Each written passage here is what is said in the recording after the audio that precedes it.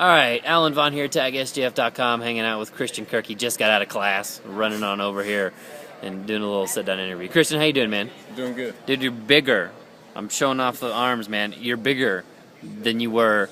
How much you said you lost 10 to 12, but at its height, how much weight did you gain? I think at the end of last year, I ended up being 200 pounds. Okay. And at the height of my weight gain, I was 235. Woo! So, yeah, and so I've lost a lot since then. But, I was, didn't really notice that I gained that much, but other people did. But Right, well, you never know, right? Yeah, It's just yeah, you, right? Yeah.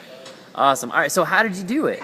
I mean, how did you gain 35 pounds in a short amount of time? Just eating the most amount of meals I think I ever have. Right. And pretty much being endorsed by Oreos. And just ridiculous amount of food, and I can't even think about it without, Right. getting nightmares of it. Was it like, I mean, you read the stories about Michael Phelps and he'd taken in like 10,000 calories. I mean, what did you just try to literally just like, I want to eat the biggest breakfast I can, the biggest lunch I can? Is that what you did? I mean, every meal, I wanted to leave thinking, I might go throw this up. And that's probably not the greatest thing to say. And then before I went to bed, I would, also do that same thing, but then fall asleep right before I thought I was going to get sick. Yeah. And so eventually my stomach just got so big that it just came, natural to me. Right. Well, it just assimilated to that, right? You mentioned Oreos. Yeah. You're crushing Oreos? Oh, man. Like, the most amount, probably a pack a night. Easy. And my dad was not happy about that. I could not keep enough Oreos in the house. Right. But, I wasn't worrying about, what I was eating as long as I was getting the calories because, I was going to burn it off the next day. Exactly. And you're young enough. We were talking about that. You're young enough where that's not really going to affect you. I'm not worrying about it right now. Yeah, for sure. But on the serious side of all that kind of stuff, you can gain 35 pounds and get super fat. That's not what happened to you. Christian, your arms are big. However we want to say that. So how did you turn that, instead of just calories, how did you turn that into muscle and to make yourself bigger down the box? Just coming in and working every day, working with our strength coach, Coach T, he just kept pushing me and I kept adding more weight and making sure to, still keep my touch around the basketball court. Right. And just pushing myself every day really hard in the weight room, you always go in the weight room and kind of just, want to get through the workout. But I went in there, I was the last one always done. I had to make sure I got every single rep and even more than that. So, yeah. It was a tough time in the weight room, but it really, paid off. Yeah. Totally different mindset than about a year ago when you're coming in, hadn't even played basketball your senior year. I mean, it was a totally different mindset for you. Oh, yeah. Now, I've only played a year, and they're telling me I'm a veteran on the team, and I'm only a sophomore. For sure. Yeah, and so now I got to kind of show the freshmen how kind of how I went through it and how I succeeded, and show them every day that you got to act like practice is pretty much a game day when you're a freshman. Because the coaches, you haven't done anything here, and that's how the coaches look at you. You haven't scored a point. Yeah. And that's what Coach Lusk always told me. He's like, you're a great recruit, but you've never scored here, so I don't. I can't play you right away. Yeah. And so just showing them that, you need to come in and work hard every day and prove to the coaches, that they can trust you on the court. And once you get on the court, it's just kind of build on that. So, this year, I'm just looking to just keep progressing, my game and helping the team out. It's funny that you say that because that's all I was thinking about was, there's only so many names that people are going to remember.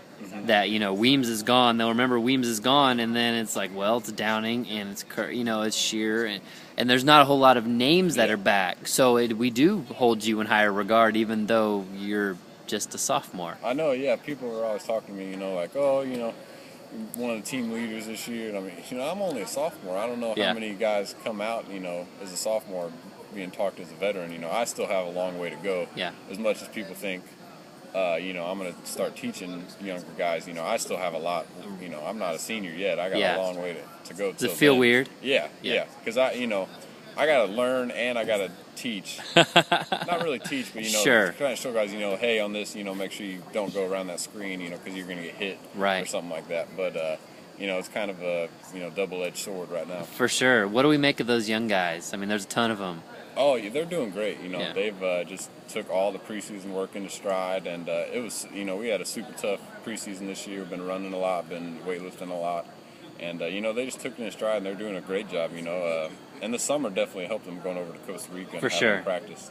Right, get them out of the States. Yeah. Kind of shuck them up a little bit. Yeah, and now we don't have to teach them everything right away tomorrow. right. when our practice starts. So they pretty much are kind of already have a, kind of a ground built, and now they can just keep progressing on For that. sure.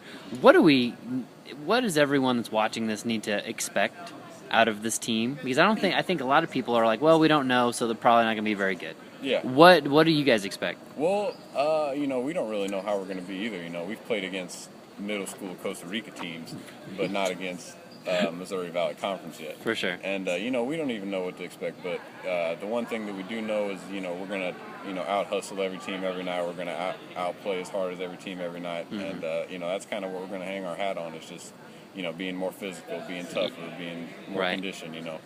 And I think that's, if we come out every night and do that, I think it'll really surprise people. You talked about trying not to lose your touch around the basket when you're crushing Oreos, but talk about your offensive game, because I feel like that's what everybody wants to talk about. They want to know, hey, is Keith's offensive game better? Mm-hmm. Hey, is Christian's offensive game better?